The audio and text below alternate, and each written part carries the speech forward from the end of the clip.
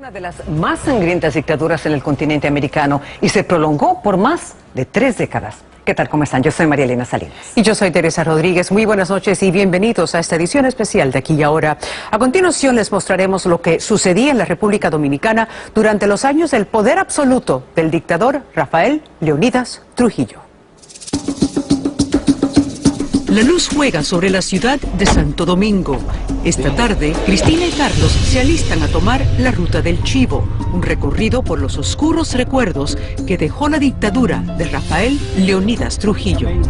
Desde aquí sale el tirano a hacer el recorrido y va hacia la ciudad de San Cristóbal, su ciudad natal.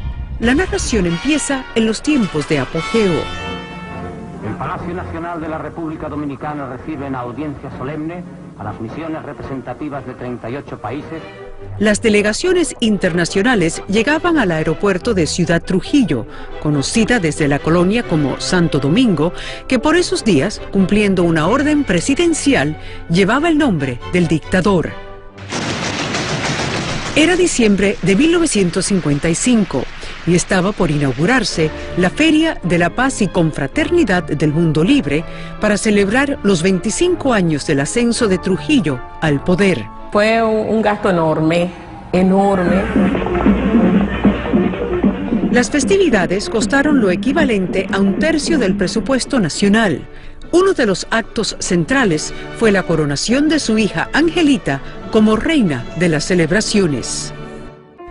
Toda esa opulencia contrastaba con los orígenes humildes de Trujillo, que por parte de su madre se remontaban a Haití.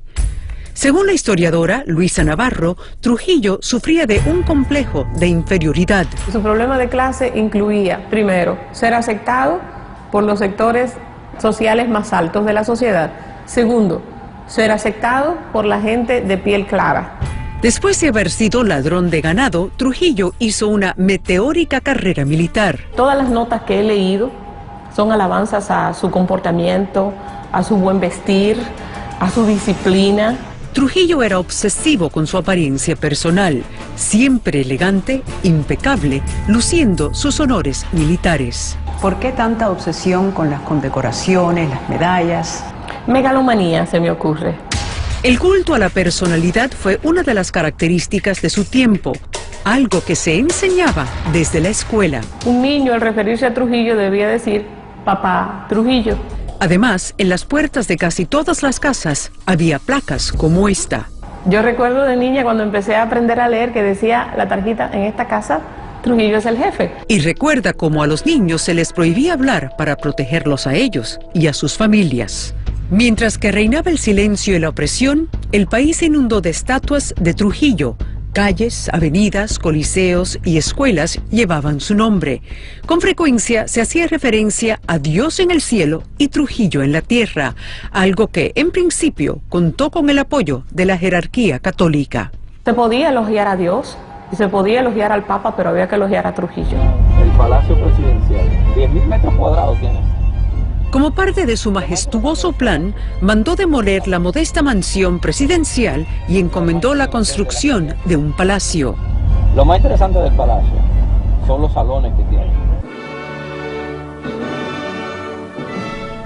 Salones con columnas, mármoles y estatuas que proyectaban opulencia, poder y grandeza. En todas las oficinas oficiales se rendía culto a quien se hacía llamar El generalísimo doctor Rafael Leónidas Trujillo Molina, benefactor de la patria. Los compositores escribían alabanzas en las letras de los merengues que se convirtieron en propaganda oficial. A la mayoría, una sola voz. Trujillo en la tierra y en el cielo Dios. Un gran honor que podía recibir alguna mujer, entre comillas, era que Trujillo bailaba con ella, porque eso significaba que su familia ya no estaba en desgracia. ¿Él era mujeriego? Muy mujeriego, extremadamente mujeriego.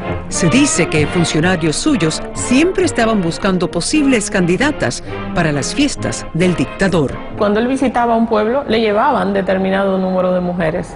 Trujillo tuvo 3 esposas y reconoció a 10 hijos, entre ellos sus favoritos Angelita y Ramfis. Ramfis recibió el grado de coronel a la edad de 5 años y a los 9 fue ascendido a general de brigada. Los gallardos militares portan las banderas de la patria y ponen de relieve su avanzada preparación en las disciplinas y ciencias de la defensa. Trujillo sabía que además del control político también debía tener el poder económico. Por eso hizo aprobar leyes y firmó decretos para beneficiar sus intereses y sus cuentas en el extranjero. Todo era negocio para él, es el uso de los recursos del Estado y de las leyes para negociar. Se lucró hasta con la inmigración. Al final de la Segunda Guerra Mundial, estableció un campo de refugiados judíos. Todo a cambio de $1 millón y otras prebendas. A cambio, recibía parte de la condonación de la deuda externa internacional. Astuto para las finanzas, negoció el pago de la deuda externa del país, razón de grandes tensiones con Washington. El pago de la deuda externa era motivo de orgullo para los dominicanos, quienes querían presumir su independencia política y económica de los Estados Unidos.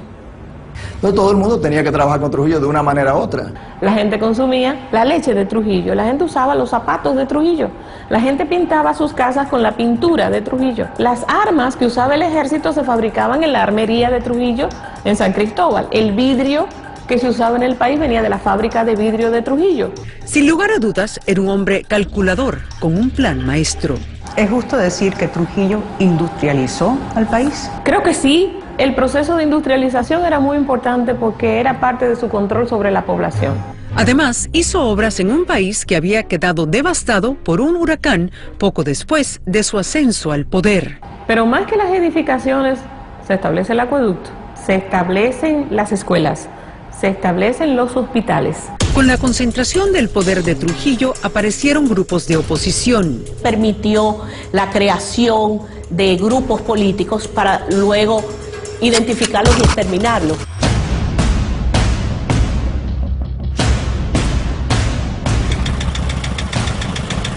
Sus servicios secretos vigilaban desde unos Volkswagens, conocidos como cepillos, cualquier movimiento de inconformidad, cualquier expresión de protesta. Estos cepillos recorrían todas las calles y pasaban por enfrente de las casas de las personas que se consideraban que no eran afectas al régimen.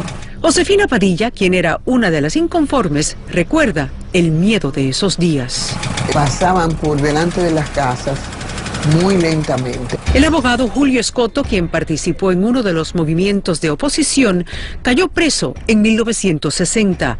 Él narra lo que ocurrió después de su arresto, precisamente cuando se lo llevaron de su casa en uno de los llamados cepillos. ¿Qué era el ablandamiento? El ablandamiento era una golpiza descomunal previa, sin hacerte ninguna pregunta. ¿Y cuánto duraba el proceso de ablandamiento? Bueno, a veces hasta que tú te desmayabas. Y para reanimarte, te sentaban en la silla eléctrica. Entonces, aquello era algo infernal, increíble.